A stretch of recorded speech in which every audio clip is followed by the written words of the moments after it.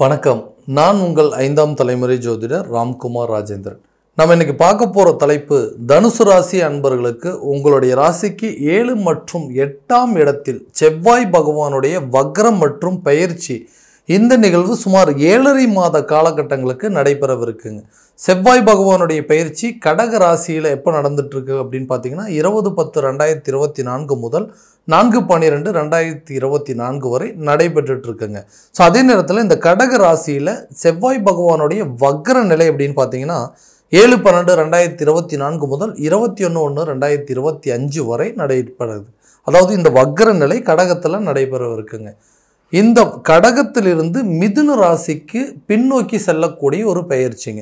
இந்த நிகழ்வு செவ்வாய் பகவான் மிதுன ராசிக்கு எப்போ பயிற்சி அடைகிறாருன்னா 21/1/2025 முதல் 3/4/2025 வரை மிதுன ராசியில் சஞ்சாரம் செய்கிறார். பின் மிதுன ராசியிலிருந்து மீண்டும் கடக ராசிக்கு இடம்பெயர்ச்சி அடைகிறாருங்க. இந்த கடக ராசிக்கு பயிற்சி அடையக்கூடிய காலகட்டங்கள் அப்படின்னு பார்த்தீங்கன்னா 3/4/2025 முதல் 7/6/2025 வரை கடக ராசியில் சஞ்சாரம் பண்ணுவார். இந்த நிகழ்வு சுமார் 7.5 மாத காலகட்டங்களுக்கு நடைபெறவிருக்கு. செவ்வாய் பகவான் ஒருவருக்கு அறிவு, ஆற்றல், பலம், தைரியம் மற்றும் வீரம், விவேகம் போன்ற அனைத்து உறவுகளையும் அனைத்து அமைப்புகளையும் கொடுக்கக்கூடியவர் இந்த செவ்வாய் பகவான். சகோதரக்காரகன், இரத்தக்காரகன், நிலம் மற்றும் கட்டிடம் சம்பந்தப்பட்ட அனுகூலத்தை கொடுக்கக்கூடியவர் இந்த செவ்வாய் பகவான். ஸோ இந்த தனுசு ராசி அன்பர்களுக்கு செவ்வாய் பகவானுடைய பயிற்சி மற்றும் வக்ர நிலை எந்த விதமான அற்புதங்கள் மற்றும் சிறப்புகளை கொடுக்க போகுது அப்படிங்கிறத இந்த காணொலியில் தெளிவாகவும் துல்லியமாகவும் பார்க்கலாங்க. நம்ம சேனலை ஃபஸ்ட் டைம் பார்க்குறோம், அந்த சப்ஸ்கிரைப் பண்ணிக்கோங்க, பெல் பட்டனை கிளிக் பண்ணி ஆல் அப்படிங்கிற ஆப்ஷன் கொடுத்துக்கோங்க. ஸோ தனுசு ராசிக்கு 7 மற்றும் 8ஆம் இடத்தில் நடக்கவிருக்கும் இந்த நிகழ்வு ஆயுள் ஸ்தானம் மற்றும் கலஸ்தரஸ்தானம் என்று அழைக்கக்கூடிய மனைவி, தொழில், கூட்டாளிகள், நட்பு ஸ்தானத்தில் இந்த நிகழ்வானது நடைபெறவிருக்கு.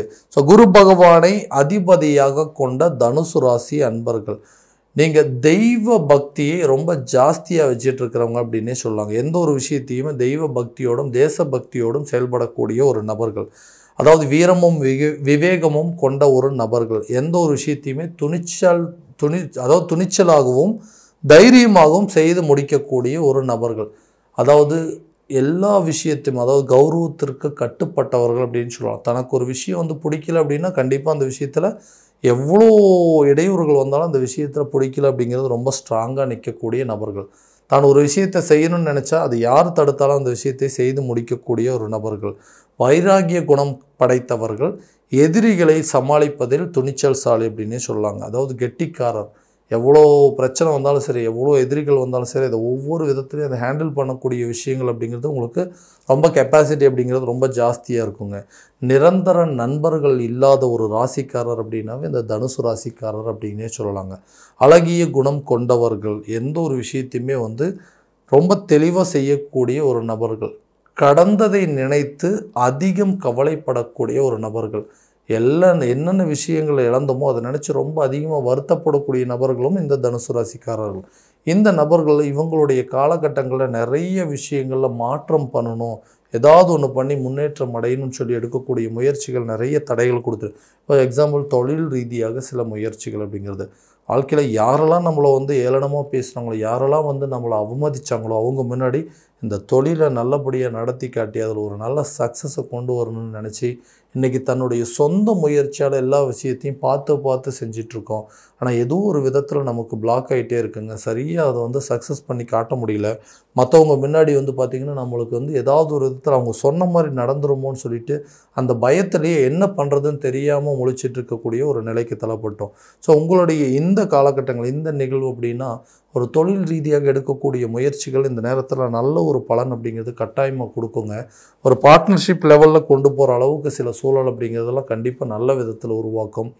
நீங்கள் இது வரைக்குமே எல்லா விஷயத்தையும் தன்னிச்சையாக செயல்பட்டு இருந்தீங்க, உங்களுக்கு சம்மந்தமே இல்லாத சில சூழல், உங்களுக்கு பார்ட்னர்ஷிப் மூலமாக சில பிஸ்னஸ் நடப்பதற்கான வாய்ப்பு, கூட்டாளிகள் மூலமாக சில ஒரு நல்ல பலன்கள் அப்படிங்கிறது கொடுப்பதற்கான வாய்ப்புகள் அந்த தொழிலில் கண்டிப்பாக ரீச் பண்ணி காட்டுவீங்க. கொடுத்த வாக்குறுதியை காப்பாற்றக்கூடிய ஒரு நிலை அப்படிங்கிறது கட்டாயமாக நடக்குங்க.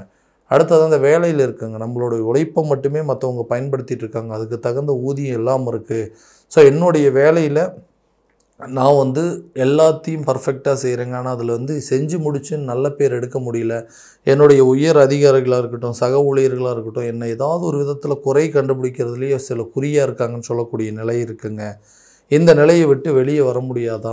கண்டிப்பா நான் என்னோட வேலைய கரெக்ட்டான விதத்தில செஞ்சு முடிச்சு, அதில என்னென்ன விஷயங்கள், என்னென்ன பெனிஃபிட் கிடைக்கணுமோ, அத வந்து நான் அனுபவிக்க முடியாதான்னு யோசிச்சுட்டு இருந்தீங்கன்னா, இந்த காலகட்டங்கள் தொழில் ரீதியாக இந்த தொழில் சம்மந்தப்பட்ட இடத்துல வந்து இந்த கிரகங்களுடைய பயிற்சி மற்றும் வக்ர நிலை அடையும் பொழுது, நெறைய மாற்றங்கள், அதாவது உங்களுடைய வேலையில ஒரு இடத்துலேருந்து இன்னொரு இடத்துக்கு ட்ரான்ஸ்ஃபர் கிடைப்பதற்கான சில வாய்ப்புகள் அப்படிங்கிறது உருவாகுங்க.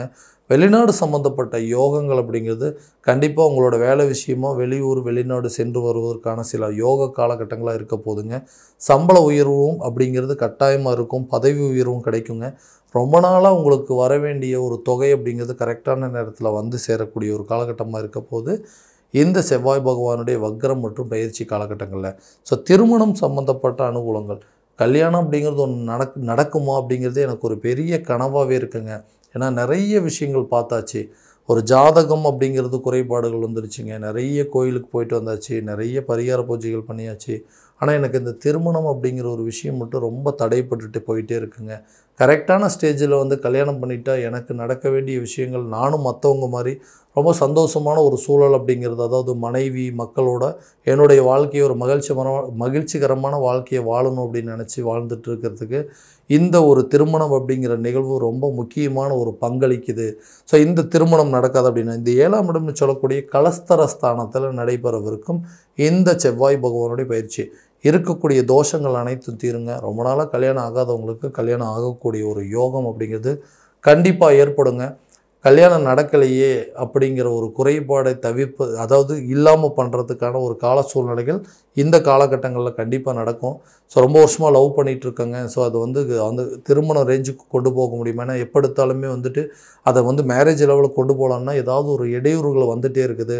ஸோ இப்ப சூழ்நிலை சரியில்ல. கொஞ்ச நாள் நிறுத்தி வைக்கலாம் அப்படி இப்படின்னு சொல்லிட்டு ஏதாவது ஒண்ணு தடைப்பட்டுட்டே இருக்கு அப்படின்னு சொல்றவங்களுக்கு, இந்த காதல் சம்மந்தப்பட்ட முறை, அதாவது திருமணம் வரைக்கும் கொண்டு போறதுக்கான வாய்ப்புகள் அப்படிங்கிறது கட்டாயம் இருக்குங்க. கணவன் மனைவிக்கிடையே இருக்கக்கூடிய கருத்து வேறுபாடுகள் அப்படிங்கிறது தீரும். சம்மந்தமே இல்லாத விஷயத்துக்கு தேவையில்லாம கோவப்படுற மாரி இருக்குங்க. சண்டை போட்டுட்டே இருக்கோம்.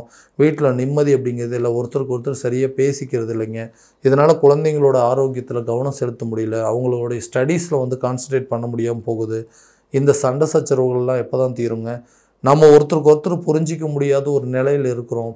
ஸோ இப்படி இருக்கிறதுக்கு 2 பேர் பிரிஞ்சு வாழ்றதே மேலுன்னு சொல்லி நெறைய பேர் பிரிந்து வாழக்கூடிய ஒரு நிலைக்கு தள்ளப்பட்டுட்டோம். ஸோ இந்த நிலை அப்படிங்கிறத மாறாது. ஏன்னா இந்த மனைவி என்ற ஒரு ஸ்தானத்தில வந்து இந்த செவ்வாய் பகவானுடைய ஆதிக்கம் செலுத்தக்கூடிய இடத்துல, கண்டிப்பா கணவன் மனைவிக்கிடையே இருக்கக்கூடிய கருத்து வேறுபாடுகள் அப்படிங்கிறது கட்டாயமாக விலகப் போகுதுங்க. நல்ல ஒரு அந்யோன்யம் ஏற்படுங்க. நீண்ட கால பிரச்சனைகள பேசி தீர்த்துக்கிட்டு, அதுங்களுக்குள்ள ஒரு நல்ல அந்யோன்யத்தை ஏற்படுவதற்கான வாய்ப்பு அப்படிங்கிறது உருவாகுங்க. ஆன்மீகம் சம்மந்தப்பட்ட பயணங்களோ அல்லது சுற்றுலா சம்மந்தப்பட்ட பயணங்கள் மேற்கொள்வதற்கான வாய்ப்புகள் அப்படிங்கிறது உருவாகும். ஒருத்தருக்கு ஒருத்தர் நல்லா புரிஞ்சுக்கிறதுக்கான ஒரு நல்ல வாய்ப்புகள் அப்படிங்கிறது இந்த காலகட்டங்கள்லேயே உருவாகுங்க. ஸோ குழந்தை பாக்கியம் இல்லாத தம்பதியினருக்கு குழந்தை பாக்கியத்தை பெற்றெடுப்பதற்கான வாய்ப்புகளும், அதற்குண்டான நல்ல தகவல்கள் அப்படிங்கிறது உங்கள வந்து சேரும். ரொம்ப ட்ரீட்மெண்ட் எடுத்துகிட்டே இருக்கோம். அது எல்லாமே ஃபெயிலியர் ஆகிட்டே இருக்குங்க.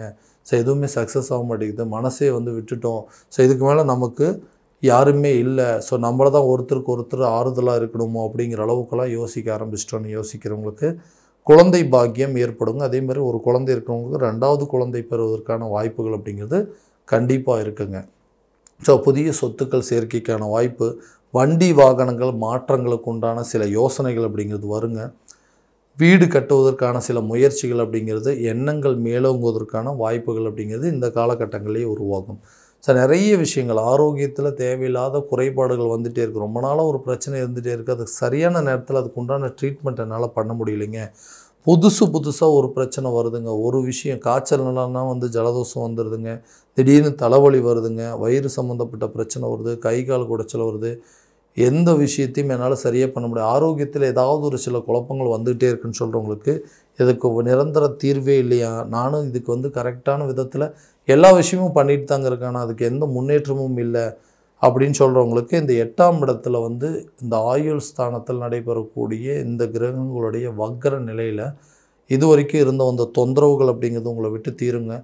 என்னமோ ஒரு பிரச்சனை இருந்துகிட்டே இருந்துச்சு, அதை தொந்தரவு பண்ணணும்னு நினச்சிட்டு இருந்துப்பீங்க. அந்த பிரச்சனைகள் உங்களுக்கு சரியாக போயிருங்க. ஆட்டோமேட்டிக்காகவே அந்த பிரச்சனை உங்களை விட்டு தீர்றதுக்கான வாய்ப்புகள், ஆரோக்கியத்தில் நல்ல முன்னேற்றம் அப்படிங்கிறது கட்டாயமாக இருக்கக்கூடிய காலகட்டமாக இருக்கும். கல்வி சம்மந்தப்பட்ட அனுகூலங்கள் அப்படிங்கிறது கட்டாயமாக நல்ல ஒரு பலன் அப்படிங்கிறது கொடுக்குங்க. ஸோ குழந்தைங்களுடைய கல்வியில் நிறைய தடுமாற்றங்கள், மந்த நிலை அப்படிங்கிறது கொடுத்துட்டு இருந்திருக்கும். இந்த காலகட்டங்கள் இந்த 7.5 மாத காலகட்டங்களில் பார்த்திங்கன்னா செவ்வாய் பகவானுடைய மாற்றம் மற்றும் இடமாற்றங்கள் கல்வியில் நல்ல ஒரு அனுகூலம், வெளிநாடு சென்று படிக்க வைப்பதற்கான வாய்ப்பும், அல்லது ஒரு இடத்துலேருந்து இன்னொரு இடத்துக்கு மாற்றம் செய்வதற்கான, அதாவது ஒரு ஸ்கூல்லேருந்து இன்னொரு ஸ்கூலுக்கு நல்லா அதை விட ஒரு நார்மல் ஸ்கூலில் படிச்சுட்டு இருக்காங்க, ஒரு மெட்ரிக்கில் இருக்காங்கன்னா ஒரு சிபிஎஸ்சியில் ஜாயின் பண்ணுறதுக்கான வாய்ப்புகள் அப்படிங்கிறது கண்டிப்பாக இருக்குங்க. உயர்கல்வி படித்து முடித்தவங்களுக்கு வேறு ஒரு கல்வியில், அதாவது காலேஜ் முடித்தவங்களுக்கு செகண்ட் டிகிரி படிக்க வைப்பதற்கான வாய்ப்புகள் அப்படிங்கிறது கண்டிப்பாக நல்ல ஒரு அனுகூலத்தை கொடுக்குங்க. கடன் சம்மந்தப்பட்ட பாதிப்புகள் கொஞ்சம் கொஞ்சமாக உங்களை விட்டு விலகுங்க. ரொம்ப நாளாக கடன் இருக்குது, இந்த கடனை எப்படியாவது அடைக்கணும்னு சொல்லி அதுக்கு முயற்சி எடுத்து ஒரு கடன் அடைக்க இன்னொரு கடன் வாங்கி அப்படியே கடனுக்கு மேலே கடன், அந்த கடனுக்கு தேவையில்லாத வட்டி கட்டக்கூடிய ஒரு நிலையில் இருந்திருப்பீங்க. ஏதோ ஒரு சூழ்நிலையில் இந்த கடனை மொத்தத்தையும் அடைக்கணும், இந்த கடன் பிரச்சனையிலேருந்து வெளியே வரணும்னு சொல்லிட்டு முயற்சி எடுக்கிறவங்களுக்கு இந்த காலகட்டங்கள் ஏதாவது ஒரு விதமான உதவிகள் அப்படிங்கிறது உங்களுக்கு கிடைக்கும். மனைவி மூலமாகவோ அல்லது நண்பர்கள் மூலமாகவோ சொந்த பந்தங்கள் மூலமாகவோ உங்களுக்கு பழைய சொத்துக்களை விற்பனை செய்வதனால ஏதாவது ஒரு சூழ்நிலையில் உங்களை கடனில் கண்டிப்பாக ஒரு பகுதியை அடைப்பதற்கான வாய்ப்புகள் அப்படிங்கிறது நிச்சயமாக உருவாக்கக்கூடிய காலகட்டமாக இருக்க போது இந்த தனுசு ராசி அன்பர்களுக்கு. ஸோ இது வரைக்கும் நம்ம பார்த்ததெல்லாம் கோச்சார ரீதியான பலன்கள் மட்டும்தாங்க. இந்த பலன்கள் அனைத்து உங்களுக்கு நடக்குமா அப்படின்னா உங்களுடைய ஜனனகால ஜாதகத்தை முறையான விதத்தில் தெரிஞ்சுக்கங்க. அதற்குண்டானபடி ஒவ்வொரு முயற்சி எடுத்துக்கிட்டிங்க அப்படின்னா கண்டிப்பாக எல்லா விதமான வெற்றிகள் அப்படிங்கிறது உங்களுக்கு கட்டாயம் கிடைக்குங்க. ஸோ உங்களுடைய ஜாதகம் எங்கிட்ட பார்க்கணும் அப்படின்னு ஆசைப்பட்டீங்கன்னா கீழே தெரியுற நம்பருக்கு காண்டாக்ட் பண்ணி அப்பாயின்மெண்ட் ஃபிக்ஸ் பண்ணிக்கோங்க. அப்படி இல்லையா உங்களோட ஜாதகத்தை வாட்ஸ்அப் மூலமாக அனுப்பிச்சி வச்சிங்க அப்படின்னாலும் time, date of birth send பண்ணி வச்சிங்க அப்படின்னா கூட தெளிவான முறையில் கணிச்சு துல்லியமான பலன்கள் அப்படிங்கிறது உங்களுக்கு தெரியப்படுத்தப்படுங்க. மீண்டும் அடுத்த காணொளியில் உங்களை சந்திக்கும் வரை உங்களிடமிருந்து விடைபெறுவது உங்கள் ராம்குமார் ராஜேந்திரன். நன்றி.